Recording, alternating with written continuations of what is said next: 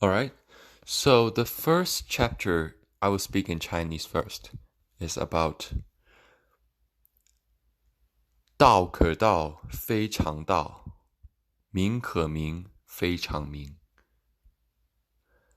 And in the English meaning, it means the way or the Tao could be spoken of, but the Tao or the way of the nature or everything works could not be commonly spoken and understood.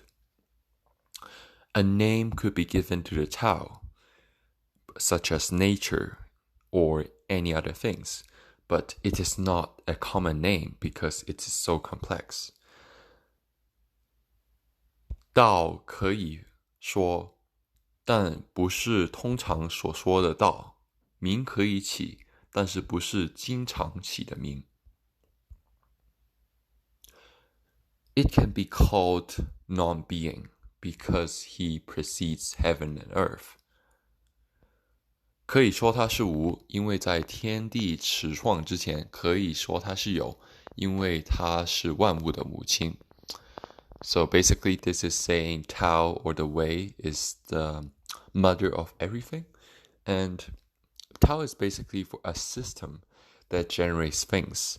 And if you just think of it, what generates the nature and what actually generates us? And in Chinese philosophy, that would be Tao, because Tao is the way, such as like a zero or the universe that generates us.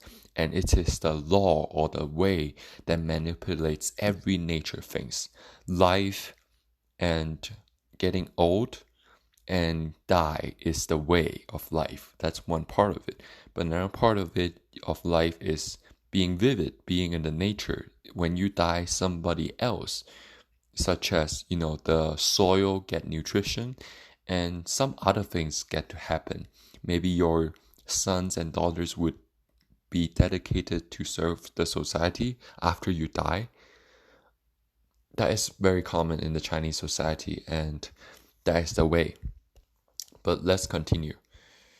所以从无的角度可以揣摩它的奥妙，从有的角度可以看到它的踪迹。So from the position of him being non-being, his wonders can be meditated upon, just like how we think of life and death, 生老病死, and also how others get motivated when one passed away, such as Nelson Mandela, Steve Jobs, the person that I really like, and many people. So, since he is being, his track can be seen. This is really deep, but just saying, 玄之又玄，宇宙万物间万般奥妙的源头。有与无只是说法不同，两者其实是一回事，既是有又是无，这就是叫玄。Non-being and being is merely two terms for the one source, that the two are one mystery. Mystery upon mystery and the gateway to all wonders. Basically saying you have to be respected to Tao, that's my interpretation, because it is such a thing that no normal people can grasp. And I think to be successful for any kind of civilization, you have to have certain degree of respect to the nature, or else that civilization will fall, such as Maya civilization and also many other civilization. But, I admire any kind of civilization because they create an impact on the world, such as Maya created beautiful ornaments, and also its culture and its lesson for the people are priceless. So that's one of the way. And let's go for the chapter 2. And after this is the introduction version of Dao De Jing.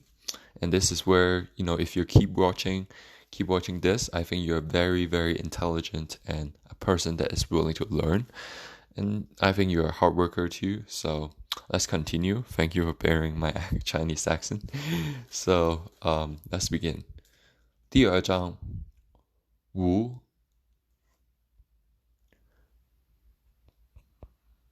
天下的人都知道以美为美，这就是丑了。都知道以善为善就是恶了。This is a transition, but the original is said, 天下皆知美之为美，斯恶已；皆知善之为善，斯不善已。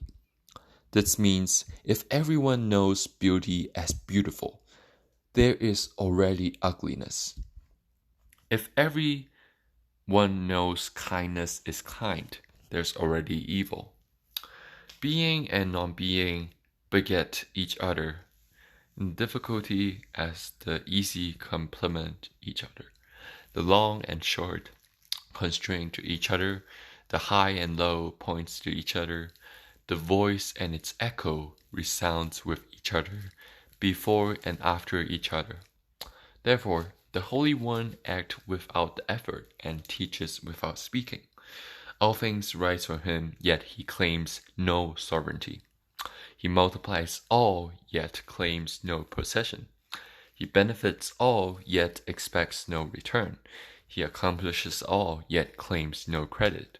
He claims no credit, yet endure forever. I think I really like the last few scripture of the Tao because it talks about how to be a 圣人 or a superior man. It's just basically if you we just rethink who created history at the past, just name 3 persons, that made history, and who that I think the person at least 90% of the people you guys would say that made history and are left to history, they don't, just like what the Tao say, they do not, he multiplies yet claims no possession. Just think of Martin Luther King or, some of the great sisters in the world, some people who help people. There is no saying of them claiming possession because they are just helping people. And he benefits yet accepts no return. Such as Martin Luther King, he get benefits of society, but he expects no return, right? He accomplishes, yet all claims no credit. Did he claim any of his work in doing peace? I don't think so. He claims it's always the people doing the work for him. And he claims no credit, yet endures forever. Well, whoever listened to this is probably an, person who know English or bilingual. And I think everyone knows Martin Luther King because he's just right there like a legend. So, 这就是他欣喜万物，却不自以为大。This is number 4. 生养而不惧己有，施予而不耻其能，成了也不自居其功。他不自居其功，其功却永恒不灭。So this is the chapter 2, and hope you have some inspiration.